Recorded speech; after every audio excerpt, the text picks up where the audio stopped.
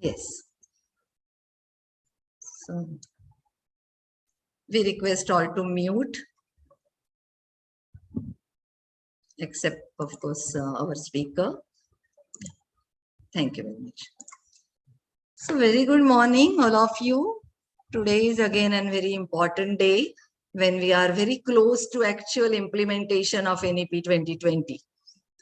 And that's how, as I mentioned yesterday, the stalwarts in the field who are involved at central level through various committees geared up to help all of us, all HEIs in India, to really implement NEP 2020 in its true sense. So we have Professor Sancheti with us, and trust me, introducing Professor Sandeep Sancheti is a challenging and overwhelming task. He refers to me as his good friend, so let me reiterate, but though I am aware and respect his seniority in the field, I respect him for his multivariate roles. He is an institution builder, policy planner, regular columnist on various academic policies, promoter of sports in higher education, and of course, his intellectual strategic foresight is well known to all.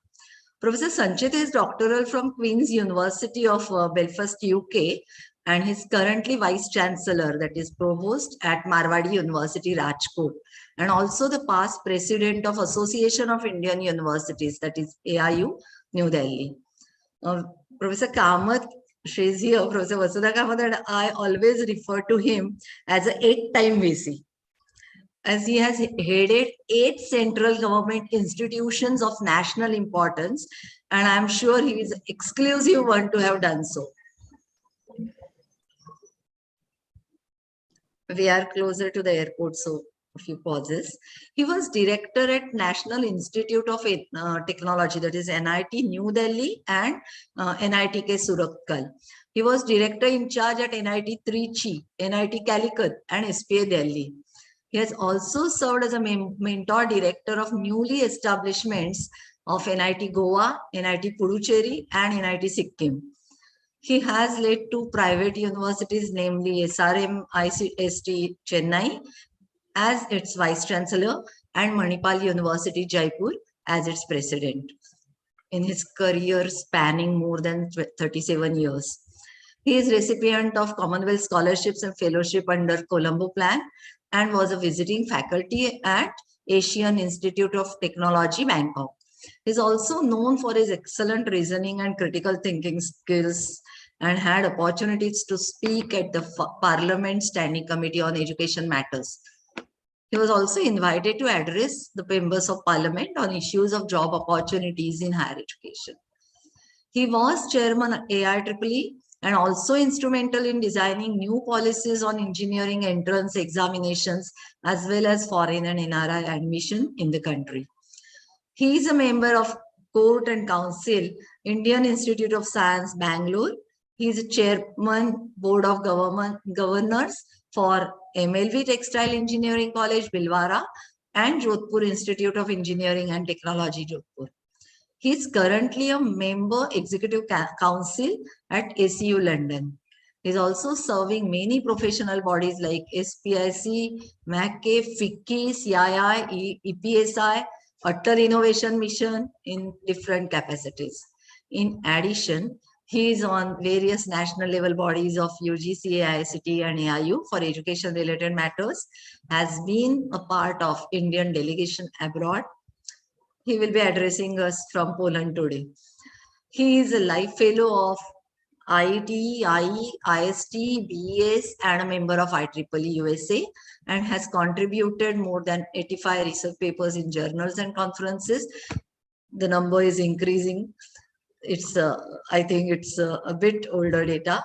In the past, he was a member of 12th Plan Preparation Committee of MHRD, member of Kakodkar Committee for Review of NITs, member Government Council, ESCI Hyderabad, member Executive Council, AICT New Delhi, Chairman AIEEE, Chairman DACSS Scheme of MHRD, Chairman QIP Policy Scheme of AICT, Member Governing Advisory Board of CBSE Delhi, BCCI Mumbai, SAI New Delhi, NCT New Delhi, NIRDPR Hyderabad, and Academic Council Board of Microsoft India. He is a keen player of bridge and squash. He is also an active member of Rotary International and few other social organizations. A very warm welcome, sir, and over to you. Thank you. Thank you, Professor Shinde, for this invitation, as well as very generous introduction. I don't think so it was required to that detail. I must also, however, in the beginning tell you that some points, some memberships and other things keep changing from time to time. So take it with that little bit of change which might have happened.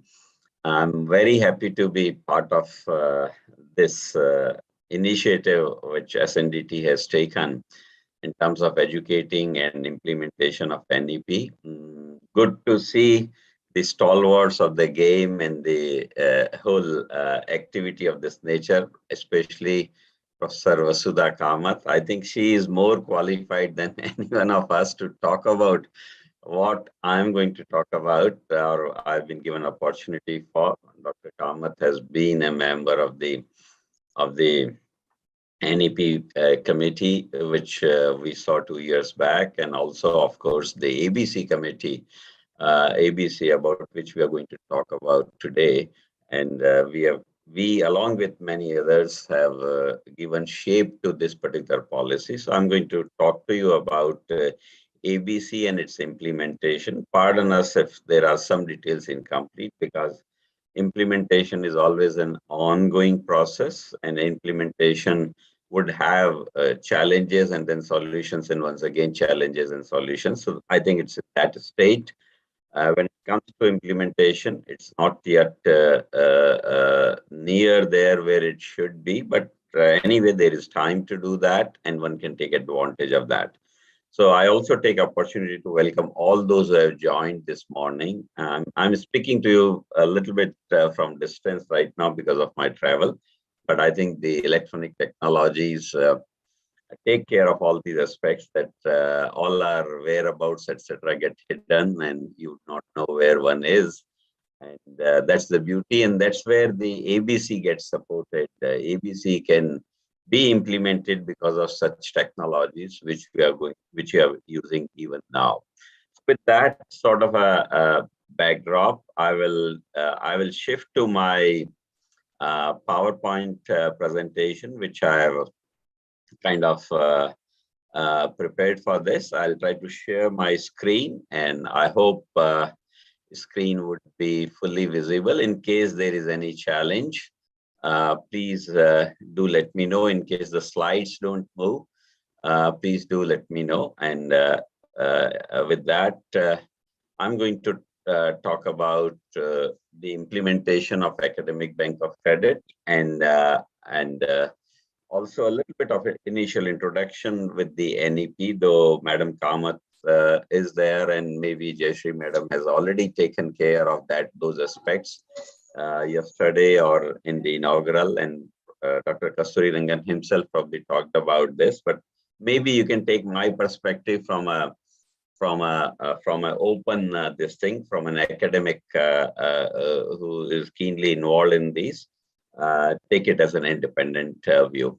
So I hope the screen is Screens visible are visible, now. sir. Yes, very clear. Great. So we are talking about the key aspects of NEP. I'll take 5-10 minutes on that, because that sets the ground for ABC. Otherwise, one will suddenly say, why this another new policy, and what is importance of that, and so on and so forth. So basically, if you see some of the limitations which you see here, which NEP document itself has kind of highlighted, is that the fragmented higher education ecosystem, rigid separation of disciplines, limited access, various things I've noted.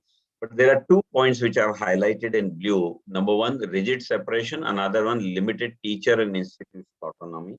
I'll extend this word to limited, very limited student autonomy also. If these are to be answered, ABC is the potential answer for solving this kind of a problem. And that's why I've highlighted it here. ABC covers all that. Rest of the things, regulatory system, affiliating and all that are probably administrative in nature. But we are talking of the academic points which are there, and academic points are addressed by ABC. You know that NEP has laid emphasis on many things, and we can say that access, equity, equality, accountability, transparency are there. But person like me would be equally keen on what we call the second sentence points in bold: speed, efficiency, and academic diversity. At least the academic diversity is a word which can be handled by ABC very, very nicely. And that's important. By the way, the NEP also says multidisciplinary courses, and that's nothing but academic diversity. But it can be interdisciplinary, and all those things are there.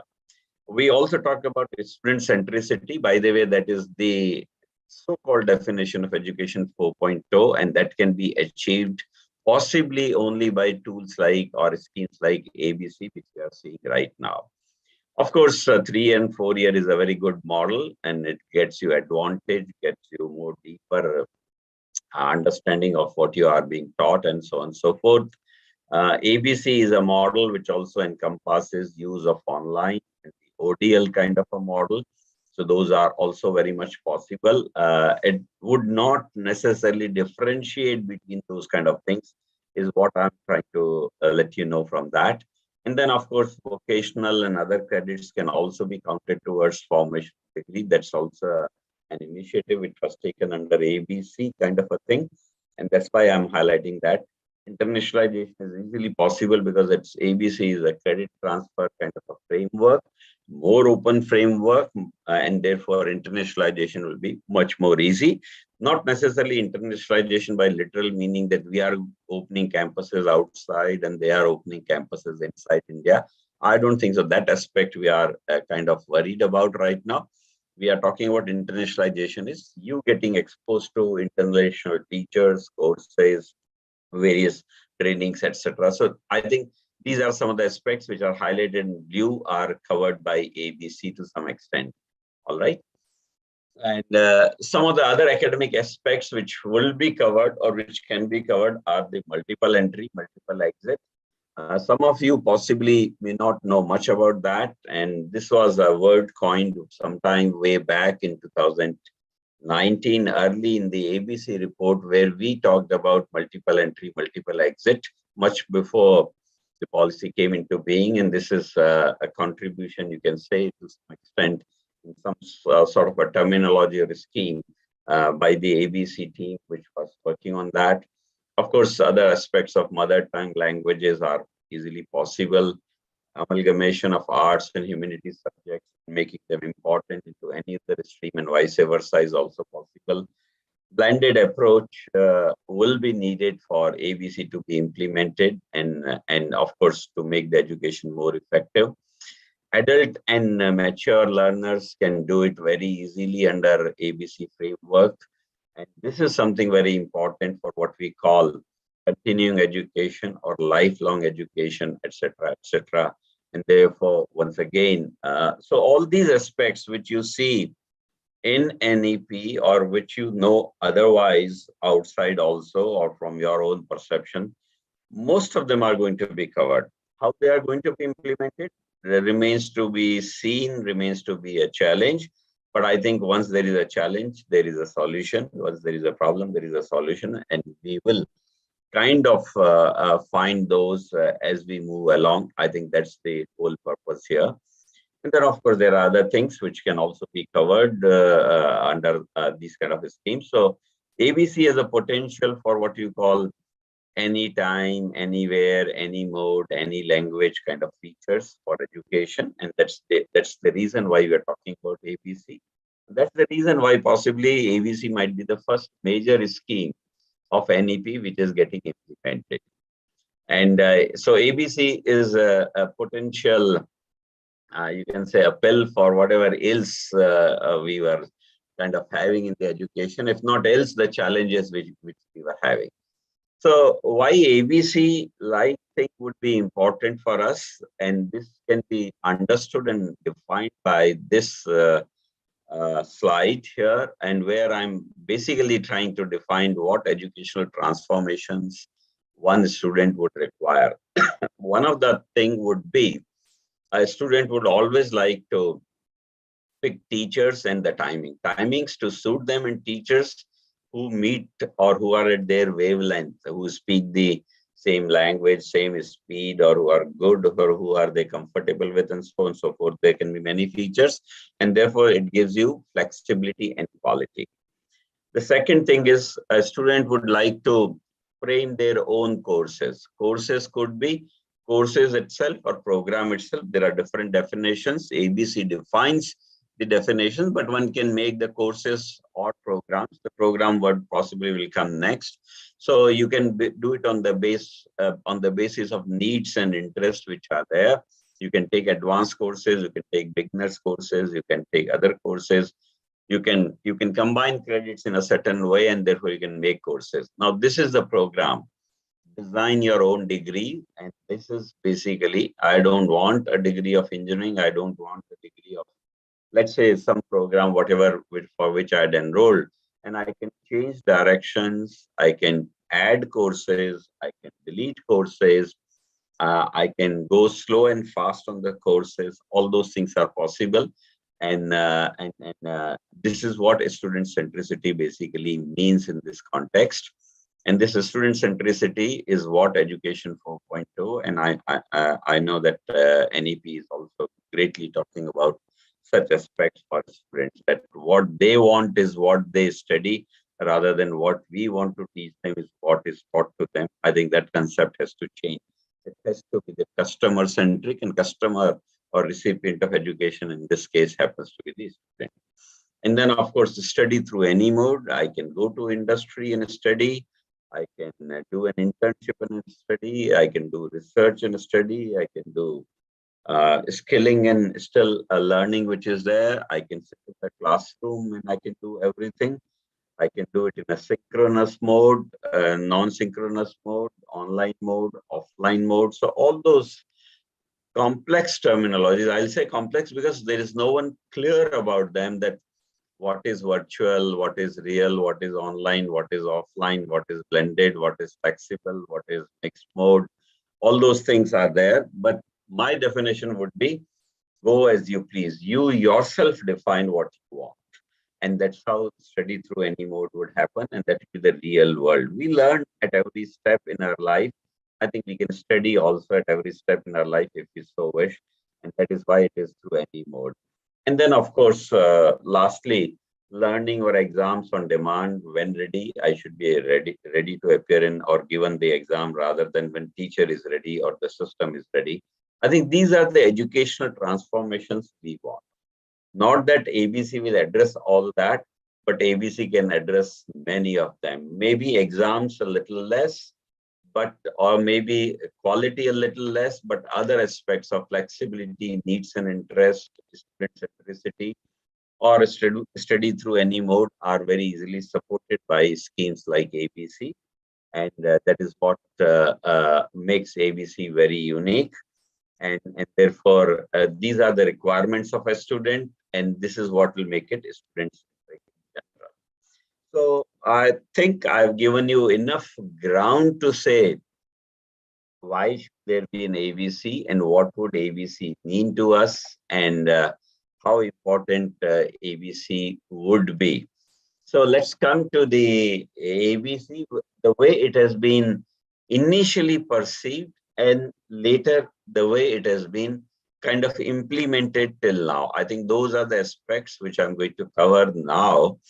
And initially, by the way, the credit for ABC must go to, in my belief, go to UGC. In particular, as far as I know, it was Professor Bhushan Patwardhan who had initiated this and brought some of us together to deliberate on this aspect. And we tried to study various things here and there from the world. And we found there were some different versions, partly successful, partly not successful. And those were being attempted, implemented. There were experiments in particular in US. There were experiments somewhere in Europe as well. But we found an experiment in South Korea was much more near implementation in their setup. And we studied some of them and of course contextualized their understanding in an Indian model. And that's how the birth to ABC was given. And by the way, by birth, the ABC was not ABC. It was called NACB, National Academic Credit Bank. The name of birth was NACB, and fortunately, the NEP committee under Dr. Kasturi Rangan and Professor Vasudha Kamath gave this very easy to remember name, very famous name, which is on tips of everyone, or everyone understands this name now, at least in the academic world. And now it has become Academic Bank of Credit. The points which I'm trying to show you here, ABC is not necessarily a scheme, not necessarily big time regulation, but it's a service mechanism. As you say that if you have to be student centric, you have to serve them. And therefore it's a service mechanism. And this is the definition which UGC has given through some of the regulatory announcements or the guidelines announcements which they have done from time to time. Of course, it keeps changing. And this was done something like at least last July of 2021 on the 1 year completion of NEP. And I think this was also launched by, the scheme was announced or launched formally by the Prime Minister when we were celebrating 1 year completion of 1 year of NEP. And there these things were made public for the first time. And you can see the definition. It's a service mechanism. It is as a digital virtual online entity established and managed by someone like Minister of Education or UGC or somebody. It will hold certain accounts, paving way for the student mobility, and it will help the degree granting higher education institutions to collaborate with each other for recognizing the credit of each other, for credit accumulation, for credit transfer, for credit redemption, and promote distributed and flexible teaching, learning, or education in general. And academic flexibility, the second point is provision for innovative and interchangeable, all these things you can see, enable creative combinations of courses, programs, study leading to degree, diploma, certificate, or whatever it may be. Or sometimes, let me tell you, the finer side of it is, in our current education system, what happens is that I may study for a program which may require me 150 credits, let's say over a period of 4 years. Somehow I'm able to earn maybe 144 credits completed, but I'm failing in 2 subjects continuously of 3 credits each because subjects are tough or I don't get them into, understand them very, very nicely. So I'm stuck. Now, after 4, 5, 6 years of my attempt to get those credits equivalent to 150, I don't succeed because I'm not clearing those subjects, and my system doesn't allow me to change track or allow a new course. That's the difficulty which we generally face. And therefore, at the end of 6, 7 years, I completely fail. I go out of the system and I don't enjoy it, and I don't get any degree, diploma, certificate, and all those 144 credits which I accumulated out of 150, even they are waste. I am labeled as a failure by society, by academic institutions, by teachers, and all of us friends also. And that is possibly not good. Whatever I have gained, if it can be given a recognition, I think that's the mandate which we have defined here and under multiple entry, multiple exit. And therefore, one beauty of it is that since we have given it as a name, as a bank, you can always say that the bank is something which keeps your money safe, your credits or whatever things which you claim to be safe. And in that case, we can say that if I have earned credits, my credits will remain safe. I can always claim lifelong that these are my credits, like rupees or like any dollar or currency. But Tomorrow, if I want to convert the rupee into buying a product or buying a certificate, it's very much possible. I can surrender my money and buy the product. I can surrender my credits and buy the certificate, buy the diploma, buy the PG diploma. Of course, the requirements will have to be met as specified by the institutions. Those things will be there. So credits can be lifelong. Degree, diploma, certificates, etc., can be done in a certain period of time. As you know that there is a limit of time under which you can get a certain degree. So credits will have certain time validity and all that. So that's the beauty here, that it takes care of the aspects of challenges which were there in the current system are going to be handled by the ABC policy. And the credits will become the currency for higher education. As I mentioned here below, you can see credits will be the new terminology which you'll use. And therefore, you'll find that credits will be the one for which you will register and not the programs necessarily. You can register for the programs, but not necessarily. Credits is the one for which you will pay. Your fee will be credit-based rather than the program-based, if you so wish. So I'm sure institutions will evolve. Institutions will decide and tell you how to go about registering for only credits and registering for programs. Or even if you register for programs, how to bring the credits from outside. So it's a very, very kind of an open framework. If you have questions, please note it down so that we can discuss. Some aspects obviously will be covered as we go along. Some aspects are not yet covered and difficult to cover right now, but will progress with those kind of aspects very soon. Now I go to the other simplified explanation of ABC's key building block. As you can see here, I think this is rather simple after giving some of the explanation. It allows you any subject combinations. That's the beauty of ABC. Other schemes find it difficult how to do that. It allows you merging of regular, distance, online, virtual, blended, various other modes, which you can say, whatever it is, digital or physical or whatever such modes can be there. So you can mix the modes which are there. Means these are the building blocks, and that's what will make ABC. ABC helps the lifelong learning, because sometimes you can mix the things the way you want it, depending on the class size, the timings, and all that. And you can continue to accumulate credits after 25. If you have graduated or done post-graduation, you are into job, you keep doing regular courses where you are earning credits, keep accumulating them. And at 35, you may get a master's degree or some other degree or parallel degree or whatever you want. And maybe, who knows, some of those may be counted towards your PhD course requirement completion and so on and so forth. And if not, some of them may be counted towards your certificates, which will help you fetch personal promotions or promotions in your own organizations where they want certain skills to be acquired and delivered by you, like that. So it's a lifelong learning enabler. So it's a very, very open framework. It also punctures the boundary of national or international nature, in the sense that it does not require what you call anything called that you can take credits only from within the country or outside the country. As long as your institution is registering and accepting those credit transfers, or ABC framework is allowing that to happen, I think that would be possible. Right now, this has not been done, by the way, in the current set of implementation. This has not been done.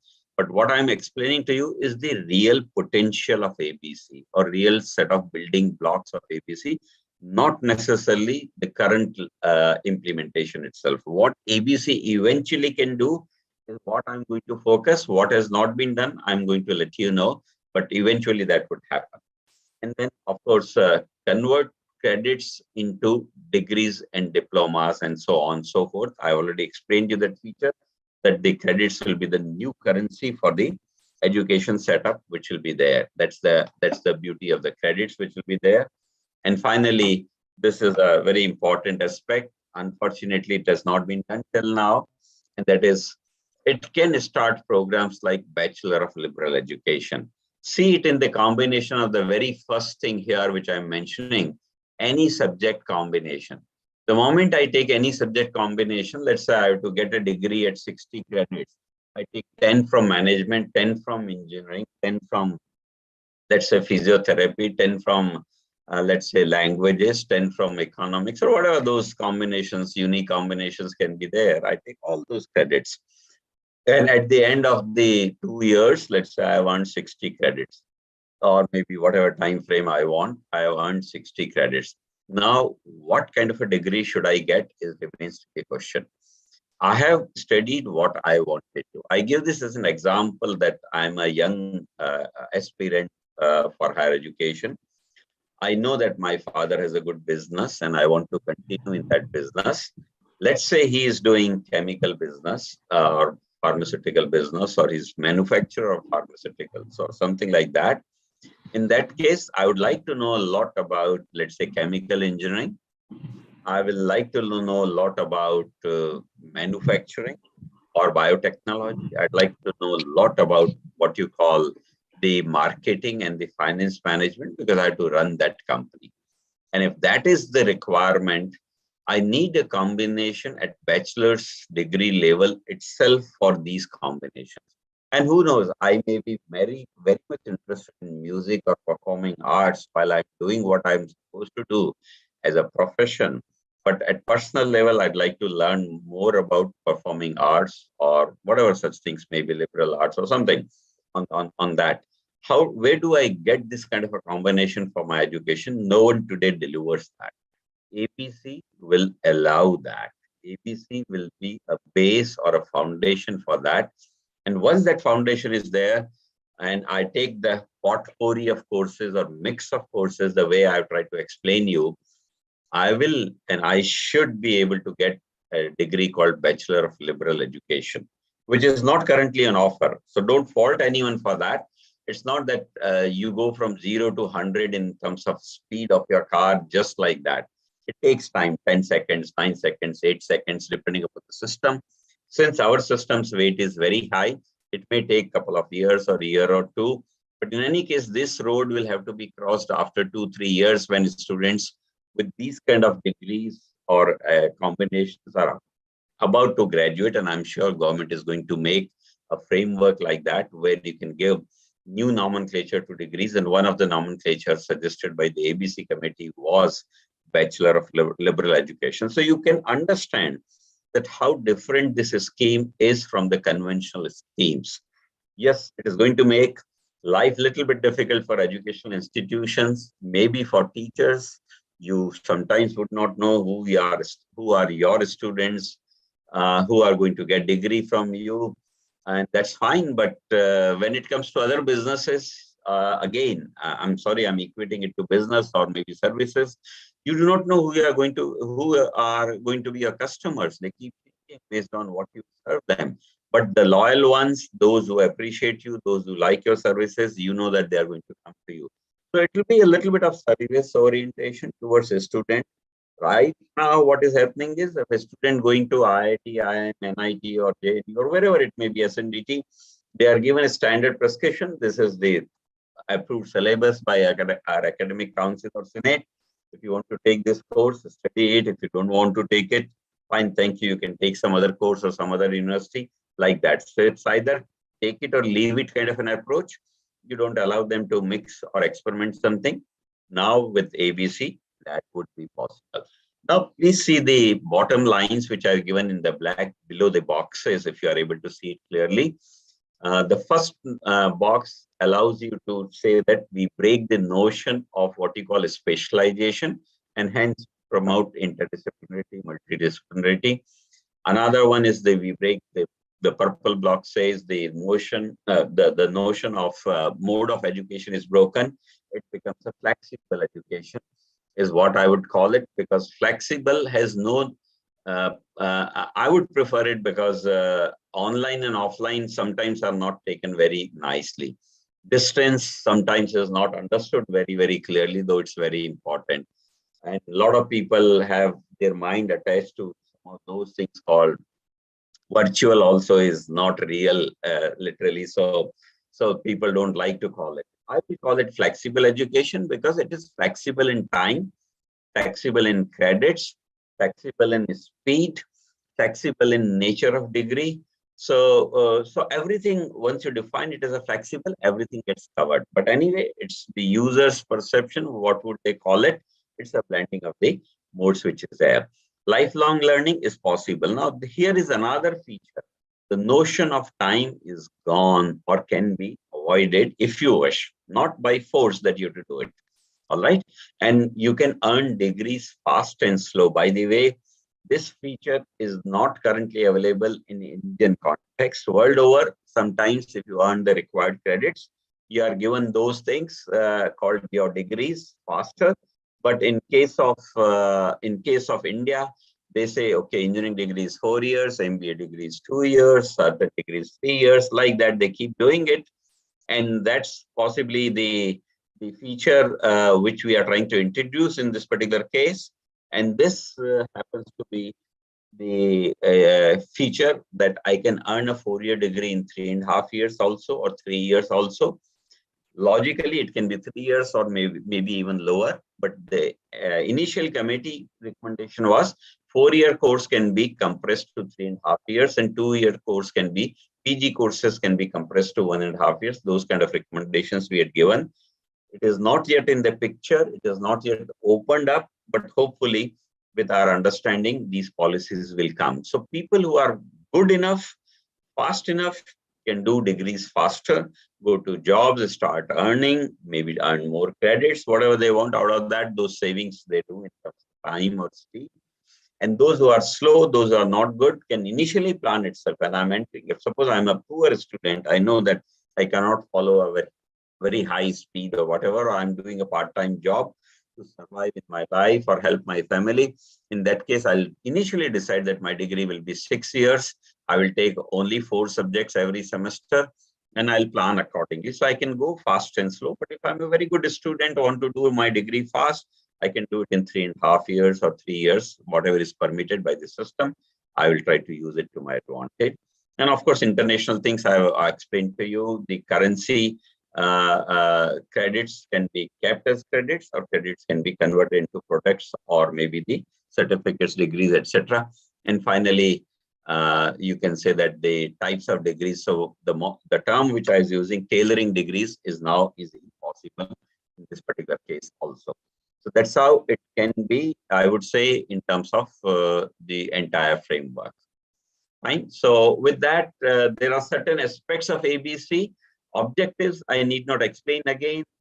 It's all understood. It should be learner-friendly or student-centric, best courses, combinations, tailor your degrees, allow multiple entry exit, let teaching learning happen in blended manner, facilitate lifelong learning, and choose academic directions or speed or whatever it may be, and connect different domains and so on and so forth. So that's the objective.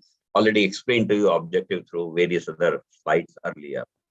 And by the way, these things which I have listed here are from the formal announcement which UGC had made. So you can see the relevance. They may be shortened version of that, but you can still see the relevance. Of course, to do so in a public domain, in a mass form, one had to define. So we defined the meanings of course, programs, credits, etc.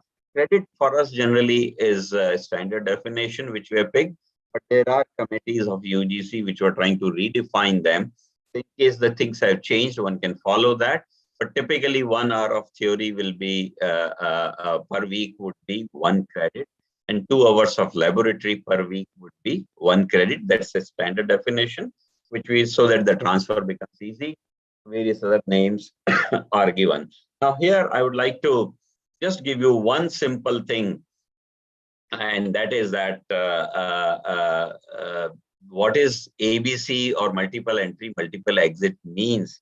And indirectly, I try to explain. Please pay attention to the last sentence which I'm writing here.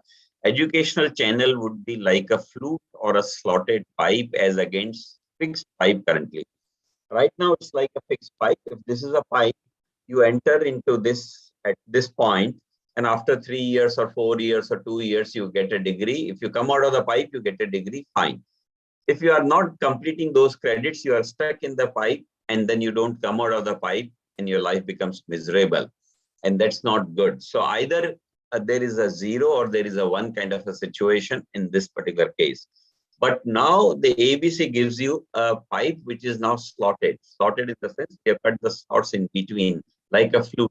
So there are many exit points or many holes which are there, many entry points also, you can say, if you so wish. And that is the equivalence, physical equivalence of ABC scheme, that what ABC would mean or should mean to one.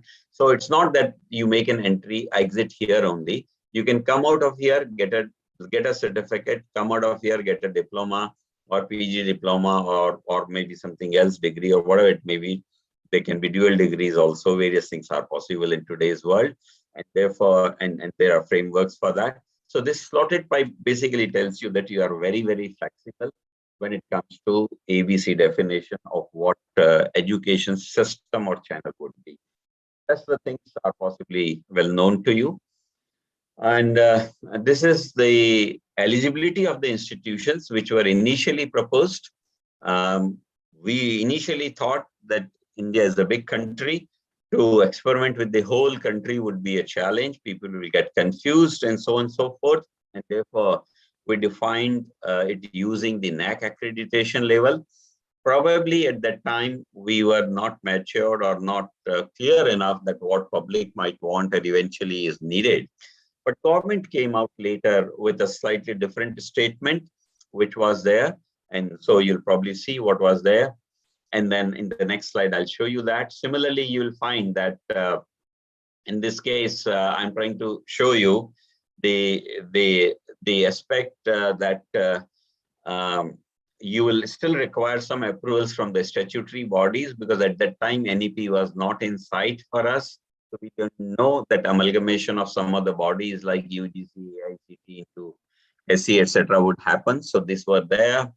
And we also thought that this should not disrupt the business of educators or educational institutions. So it should not take away some other institutions' job into mind, that I keep on creating big capacity and eroding jobs for other institutions or students for other. And therefore, we said that 20% supernumerary kind of a facility can be used in this particular case, but that was not to be, and that has been changed.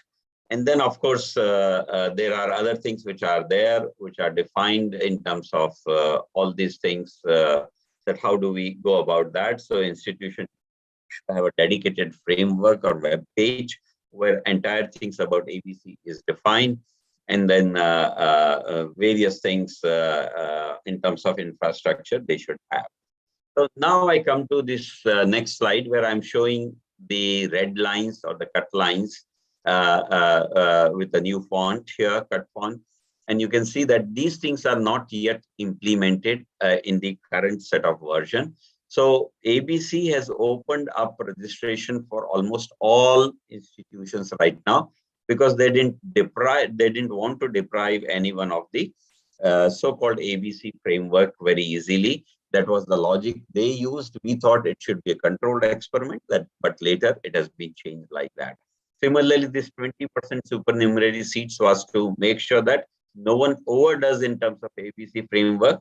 That is not yet implemented, is what I'm trying to indicate to you. So these are some of the changes which have, or the initial recommendations which are not there.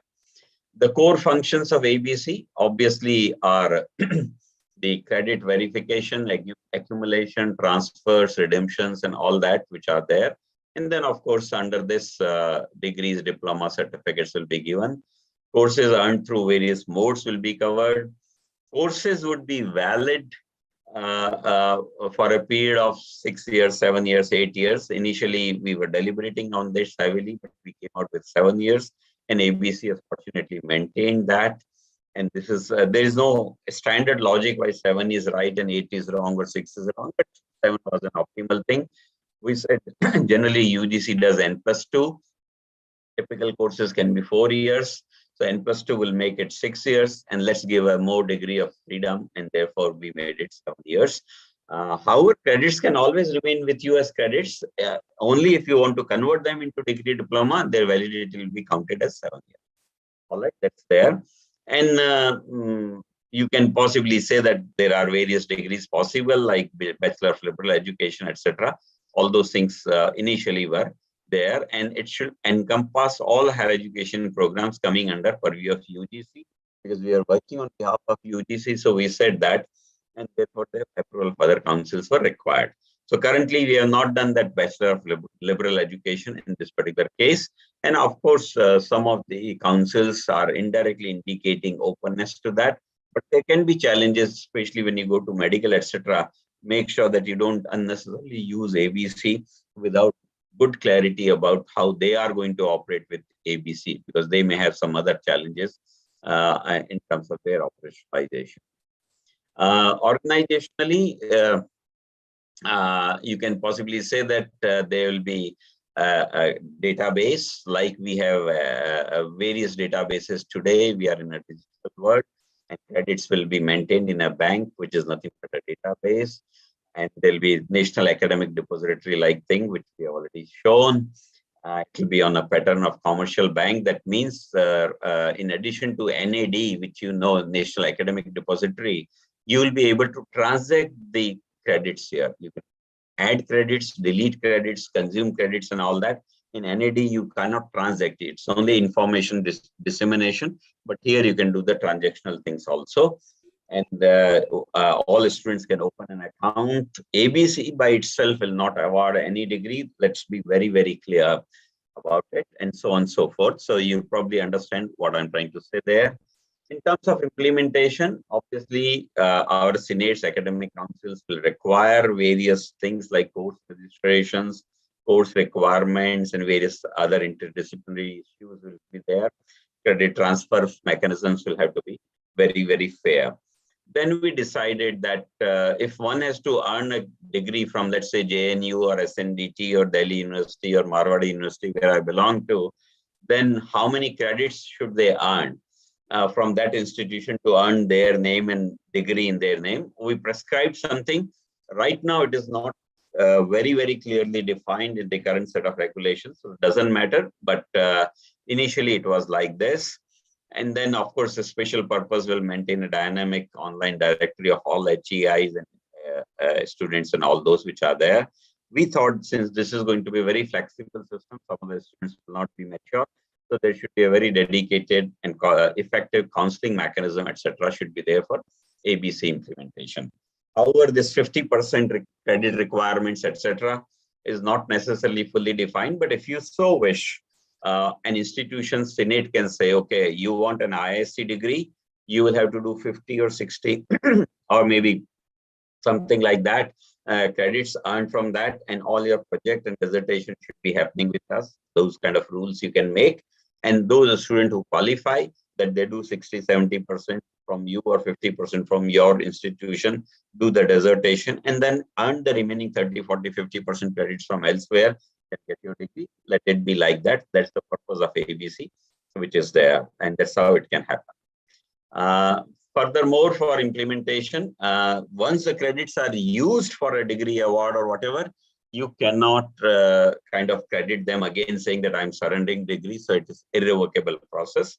As it happens that once I use money to buy a product, I cannot generally send back the product after 6 months or a year and say that give me my money back. That doesn't happen. And in this case, it would not happen. Any kind of credits can be earned and they can be used very easily for getting the degree, etc. You can fast track and avail the relaxation of maximum 1 semester is what we were saying. We were very cautious because we knew the Indian system and the challenges it has to do with a lot of other things. And therefore, we said 1 semester can be removed from either a 4-year or 2-year program, which is there. And fee will be, of course, based on the credits, etc. So these are some of the aspects which were required. Once again, this fast tracking or slow tracking is anyway multiple entry, multiple exit, but fast tracking is currently not yet defined. That you can do a 4-year engineering program in 3.5 years is not yet known. Anyway, I come to, since I was talking about the implementation, I quickly take you through the implementation aspect. By the way, this is not what I have done, but my team was able to do it. And I'm told by Professor Shinde that SNDT has also done. But there were very few institutions when we checked some 15, 20 days back in terms of who had done it. So it's just a small demonstration. I've captured the slides or the screenshots to show you whatever it might be. So you have to go to this kind of a site and www.abc.gov.in, and you'll possibly lead to that registration things. And these are the kinds of a screen which are shown on the front page or the main page, enabling student mobility across higher education institutions. And I think that's what we have said. And it also says helps in seamless integration of skills and experiences into a credit-based system. And that is what it defines. You can go through the site, credits get deposited, it explains, and how do you redeem the credits also is defined. So you can see the bottom 3 blocks, and from there you can find out. It explains something about working. However, it's not fully done. So please take it with a pinch of salt. Let's not fault anyone. It takes time to make such a scheme in India and various things. And then how do you redeem credits and how do you earn credits and all that are going to be shown in this. So it's based on the same concept. So you can register on the basis of some Aadhaar number, and then pins, etc., are generated using something, and using your mobile on the Aadhaar. Institutions also have to register with the authorities' Aadhaar number, and individuals possibly can also do the same thing. And then you reach this kind of a position. Once you log in into that, you possibly would see this kind of a screen. Academic bank of credits, all those things you can see. And here you can see it's like a DigiLocker or whatever things. But here you can see academic bank of credits, registration status, and dashboard. On the dashboard, you can do certain activity, and registration status will show your status. And here you can see that in our case, you can see the logo of my university once we registered. On the top left logo is there, Marwadi University, and your request for participation in academic bank of credit is approved, kind of a thing. So these are the things which you will see once you are registered as an institution or as an individual. And then here you can possibly make use of either go back to the main screen or credit transfer request, search credit records, various other things which are there. And then credit exchanges, send request and receive request and all that. Now, these are between the educational institutions which are there. Institutions can search student information. So some framework has been done, not yet complete. Update the upload the curriculum. So once you upload the curriculum, others can see, others can register, others can also approve for the same. So some of the requests like we had given was Python for beginners and all that, course ID, etc. is given. We uploaded it on a certain date and all that. So you can possibly see, and then upload new curriculum. You can possibly do it like this, and that's how it is possible. And then you can make a request to a given university also, if you so wish. That's also very much possible. So, and inter-university approvals can also be there as per the framework which I see. So you can see, select a university to whom you want to approach, give the subject name, etc., and then credits, etc., and all that. And between two of you, you can do. The day we were trying to do it, possibly we saw some of the names which are there, like Central Institute of Kashmir, or one from Weltech from Chennai, or maybe Bharat also from Tamil Nadu, National E-Governance University, we ourselves were there, various things which were there. So it's not yet fully there, but I would say that one should not bother. Start making use of that, and wherever you have a challenge, give a feedback, give a suggestion to the implementing agency. By the way, people like me are not currently involved in the direct implementation of it, but if there are challenges of implementation, certainly we have the solutions in hand, which implementation agency can use it and then go about it. And then these are some of the credit requests which were sent by us here and there, some of the status of those which are pending and all that. So those things can also be done. And then finally, receive credit exchange requests and all those can also be seen. So I think the current framework is something like that. And then the credit transfer requests can also be generated. It's yet to mature a little bit, but you'll possibly, once you get inside, it's something like that when we started using NAD, or we started using various DigiLockers and other things. We initially who are finding it challenging, but today it's easy. Your Aadhaar and your mobile possibly can help you access, like in most cases in the financial world or other worlds also. All right. So ABC will also be monitored like any other scheme. And in that context, I'm trying to let you know that ABC will be monitored using like IQAC can be there, or it can be CQC for distance, etc., which tend to use, or they can be university level committees, which can be there, or possibly you can say that there can be a website where some report submissions and all those things can be there. And there can be a grievance redressal mechanism, which is possibly required in such a scheme, because these are new schemes, people will not understand, make mistakes, institutions will make mistakes. So there were some suggestions given for that how quality and service continuity will be maintained. I come to the final 2 slides possibly from my side, and these are very important. So summary is that you can make your own bouquet out of the flowers, which are there. Flowers can be subjects, courses, and bouquets can be your degrees. You can pick courses based on best institutions, best teachers, best timetables, whatever best languages, which can be there. You can get diplomas, certificates, degrees, or have better industrial or socially relevant certifications or whatever it may be. You can be choosing courses as advanced or slow or low level or high level or introductory level based on what courses you want to do. Laboratories can be virtual, credits can be transferred. There can be more ease for establishing equivalences because it will be pure credit based right now. I know as AIU former president that we had a lot of challenges that someone earns the right degree, someone earns the right credits, but yet not completed 2 years of PG, then there were challenges. So those will go away. That's the beauty of ABC. I would say liberal education can happen. Skilling, vocational courses can be merged, and slow or fast people best suited for slow learners because they don't will have any stigma in terms of that. The fast learners have yet to see the ABC implementation, but the slow learners can take advantage of MEME. I come to this important slide here, which many of my fellow teachers have the perception.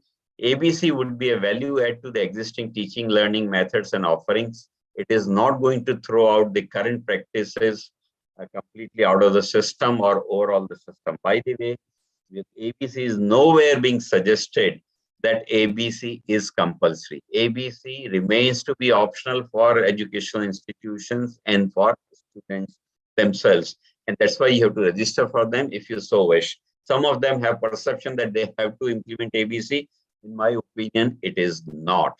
ABC implementation will happen gradually, and all of us possibly should take advantage of that. Operational issues are more or less covered. Some implementation challenges will come as real-time implementation problems due to huge diversities and interpretations, etc. And we will try to tackle them as and when we get them. Universities may need a focus group for equivalences or implementation of ABCs or committees to deal with ABC matters. And by the way, last is no student should be forced to do that. So in my opinion, it's best suited for the fast learners that they take extra credits, they save time. It's best suited for slow learners that they go slow and take less credits and yet not fail and get the degree without any stigma. Anyone in between, depending upon their choice, can take advantage. If ABC can serve the two extremes, sets of the cases of the same system, it can cater to the middle ones also. That's my logic here. So these are some of the important remarks from my side. And a final conclusion is that ABC will drive technology, etc., will drive the ABC much faster because technology was not ripe. So ABC or its equivalent model in some countries like US or some European countries were a challenge. They were attempted 10, 15 years back. They were a challenge, but not anymore because of the technology. ABC will give autonomy to the students also, not only to the institutions and the teachers. ABC will possibly improve the quality of education and drive it fast, because if I don't like my teacher, I don't like that our subjects offered to me in my institutions are good, I can do it from outside and yet they will be counted for my degree. And finally, as I said, advent of ABC will we make the education omnipresent, and of course, all those mode of anytime, any language, anywhere, any speed, all those things will happen. So with that, possibly, I'll say that I've come to an end of my presentation. I've taken slightly a couple of minutes more here. And so let's be ready for differentiated teaching learning. I'm saying differentiated because it's not necessarily in teachers' control. With that, I close. I'm open to any questions or any suggestions. If you so like, please let me know. I may stand corrected if I make some mistakes, because it's still under evolution. And I'm sure Professor Jayashree and Madam Kamath would have many answers to many of your queries as well. So three of us put together possibly will try to do that. If you have any points, I'm sorry I've not been able to see the chat or any Q&A. So Professor Jayashree, Madam, I have if noted, you like, you can raise those points. Yeah, please. Sir, I have noted 2-3 main questions which emerged. I'll quickly read, and then I don't have answers. I have more questions. So there was one question which you have already answered, because how much gap should we give for learners to come back and acquire? But the document mentioned your slide that it is 7 years. There is a very recent question that which is in chat. Give me a moment. Let me just scroll up, because everybody is praising and writing their feedback. You mentioned that it is along with the formal degree, diploma or anything. So will there be a system which will emerge where there will be no entrance test, and after 12th students will go on accumulating credits? Madam, how will such systems one statement which I didn't make, I should make it here. While we are giving handle to or freedom to students, doesn't mean that we are losing our freedom as academics, or institutions are also losing their freedom. I said, in addition to institutional autonomy, teachers' autonomy, students' autonomy will also be there. That means institution can also define the rule. I gave one example that you want an IISc degree. IISc can say, please obtain 60 to 70% credits from us, then you are entitled for our degree. Similarly, IISc can say, we will give a science degree or engineering degree or this degree if you have 60 or 70 or 80% of the courses which are on sciences. I may not just do languages and management and something else, psychology, and say that give me a science degree. They may say no. So everyone has a right to define. It's an open framework. Now, IISc may be too tight on defining some framework. SNDT may be too different in that, and Marwadi can be something very different. So a student can choose which is the best. It's something like, I give you the example of food. How do you choose when you decide to eat food? You decide today I'll have this South Indian food, or I'll take pav bhaji, or I'll take something chola bhatura from north. Then I decide these are the possible restaurants in this city. Then I say, no, this region is closer to my, so I go to that. Then I know that, no, their rating is high and low. And then I know their timing. So all those things I keep applying. I think so once I choose which institution I'll go, in a similar way, I will choose where to get my credits from. I think that's the easiest example I can give to satisfy. But if I'm not given the right example, some of you can add. That was a nice anatomy. That was a nice and useful anatomy. I have then leading coming out of this that what if a particular student, say IIT student, wishes to seek one small credit course of any state university, and that in that ABC approved system, the parent institution is not approving that particular other university or other organization.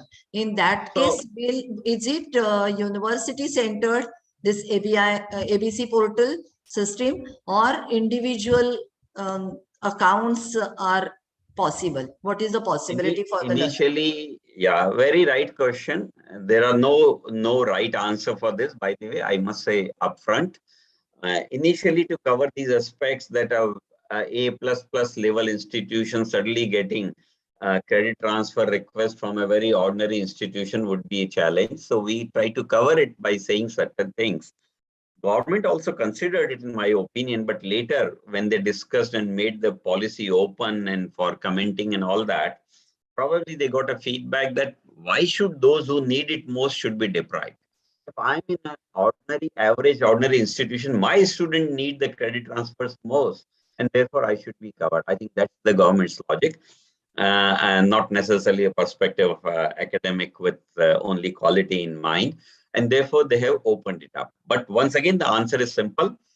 My opinion, this is my personal opinion, by the way, this is not necessarily a rule. I can define that I will allow credit transfers from institutions which are so and so graded.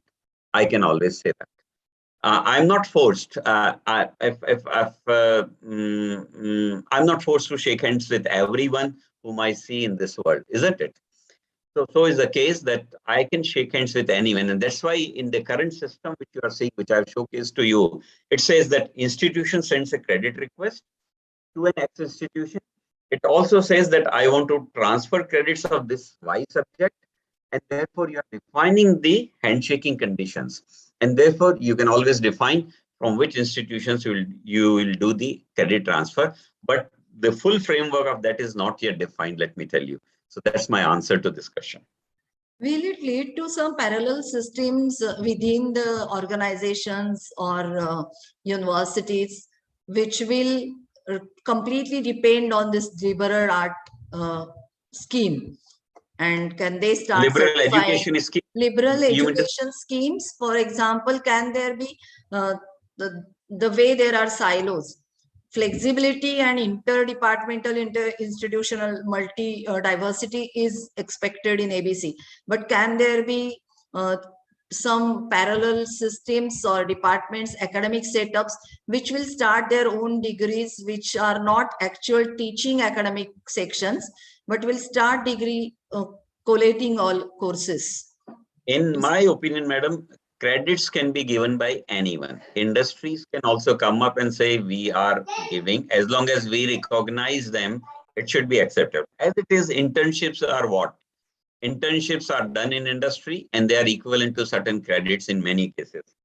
And therefore, credits can be delivered by anyone, and therefore it will not be proprietary of an academic department. It can be by centers, schools, whatever your definition may be. They may or may not give degrees based on your own internal mechanisms, which may be Senate approved. And that's why I said some council approvals may be required and some Senate approvals, internal Senate, academic council approvals, board approvals may be required. Because board is generally which is empowered to create a department or allow a degree and so on and so forth. So those can be done. But all in all, it was to kill those what you call silos. And whether it is a silo created at an institution level that I am IIT or IIM or ISC or NIT or SNDT or JNU, whatever, that silo will go away. Whether I'm in electronics or I'm economics or I'm commerce, I think that silo will go away. All those artificial boundaries of education will go away. I gave you the example that I want to run my father's business. First is chemical because he produces that. Second, because I'm in business, so I'll do management in my bachelor's. And third is my own interest that I'll do liberal arts or music or whatever that may be. And so my quest for education is satisfied. I'm taking education so that it supports me in my life, not just to show my degree that, hey, I have a BSc or BCom or BA, whatever it is. That's of no purpose. And therefore, education will become more purposeful in my opinion. So one question is, are ABCs to be implemented across, not to be, but can distance education systems come in this ABC? Very much. I am a strong advocate of distance education. I was a council member for distance education before it was dismantled. Love the whole concept of distance education because it's lifelong, in service, anytime, any mode kind of a thing. And it was very essential that those people who cannot initially afford the education will get educated through that. Unfortunately, in India, for some reasons, the perception changed and things became very poor. World over, distance education is loved and liked. In UK, the UK Open University, the Open University UK has the highest registration, and they do courses of all kinds, science and others, and they do technology and virtual labs and everything. If there are successful models for distance education to be viable and acceptable, why should it not be in India? ABC per se cannot bar it and has not done so. But our mindset is yet to change for that. And that's what our senates and academic council should do it now. Absolutely. I think yes, most of the questions and your presentation was absolutely elaborative. So the questions which were coming up were being given answers in the next slides. So thank you very much. If anyone else has anything which we might not have covered, because these things help us get feedback and improve the system further. So throw it open if anyone wants to speak and share a question. Yes, anybody can unmute and speak, but the questions which were in chat are answered. And there are some comments, of course. For example, one or two autonomous college principals have mentioned that universities and should first accept such ABC credits of autonomous colleges. So yes, and I must tell that NEP has covered them. If their parent universities don't change and don't behave and don't do well to guide them, they can make a cluster and they can make their own university which handles them. I think NEP is a beautiful document in that sense, that it covers fundamentally many important directions which can help you. So I'm sure you'll find answers. Where there is a will, there is a way. I think that's what possibly ABC in short is.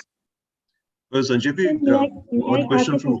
our next speaker, Mr. Viplav Bakshi, has a question for you. Sure, sir, I wanted to ask one question. With so much choice that's being given to students and to universities and credit-bearing agencies, wouldn't there be a lot of requirement for counseling and helping people decide how to make the right choice? Because that's been always a problem. That how do you decide? Very right question. I think I tried to preempt you by answering this in my slides itself. But tell me, in your real life, how do you choose a house? How do you choose a vehicle? How do you choose your friends? Who guides you? Don't you go to experts? Don't you do research? How do you choose your food? I gave you that example later in the Q&A only, that you want to eat a food, go out for a dinner today. You start with an open end, that this is what is available in Bombay, and maybe there is not enough. Let's say South American food is not available, so you'll take it out. So you keep start with opening and then keep closing it down based on certain limitations and choices. I think counseling is an important way of life. If you have to travel between, let's say one suburb to Bombay Central, how do you get an answer? You get counseling by Google today, or whatever Google Maps, if you say so, or any equivalent thing. It says 10 routes. This is faster route. This is costlier route. This is traffic route. This is shortest route. All that you get the counseling. I think education, which is the most important aspect of one's life, should also have the right kind of counseling. I already said, and we proposed in our report, that every institution should have a counseling section for this. And I must give you a very unique answer here. 3 years back, not 3 years, 2.5 years back, just before onset of Corona, I was invited by Microsoft to US, and we were dwelling upon some open teaching learning things. And I gave them this idea that, like we have a source and a destination for travel, that I am today done 12th and I want to become, let's say, like Professor Vasudha Kamath, I want to reach that kind of a position over a period of time. What sort of a journey should I have? Okay. And so there should be like a Google Maps or maybe your travel advisor or whatever. Some counseling tool can advise me, okay, do this degree, take this job, go to this position, gain these experiences, and slowly and gradually you will tend to reach, and these are the routes which are there. And that is nothing but counseling. So educational counseling, I think, is very, very essential. The point you have raised is very pertinent. I'm a very strong advocate for that. People like us did education without any counseling. So we're like zigzag and we lost a lot of time. Given a chance, if I'm I'm reborn as a higher education student, I'll do my PhD right away with my undergrad, which I did probably 10 years later, which was not good. I lost a lot of time for doing my research and enjoying that kind of a thing. So yes, counseling is very important for support. Thank you. Thank you, sir. I will just, to sum up, I will copy comment of our colleague who is involved in this ABC and short-term courses initiatives of the university, Professor Devre. He's saying that it's not ABC of ABC, you have covered A to Z of ABC. So I should have planned this title of the sessions. I have been keeping telling sir since last 4 or 5 months that sir, we want to have your session of ABC of ABC, but yes, it was A to Z of ABC. Thank you very much. Thanks a lot. Thank you for this opportunity, madam. Thank you all of you for joining. Yes, sir is in Poland for his official business work, and still he gave us time of his early morning slot. So thank you very much even for taking out that time from us. Thank you. Thank you. All the best. And we hope to touch base with each other whenever required. Please note my email ID. It's my full name, Sandeep Sancheti, as you're seeing on the screen, @gmail.com. So I'll be very happy to learn from you and also share our experiences in this context. Thank you, madam. All the best for rest of your sessions and activities.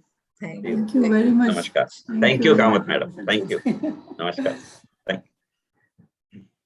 Okay, I'll make an exit. Bye. Bye. Thank you, sir. See you. Participants, now we take a short break of 10.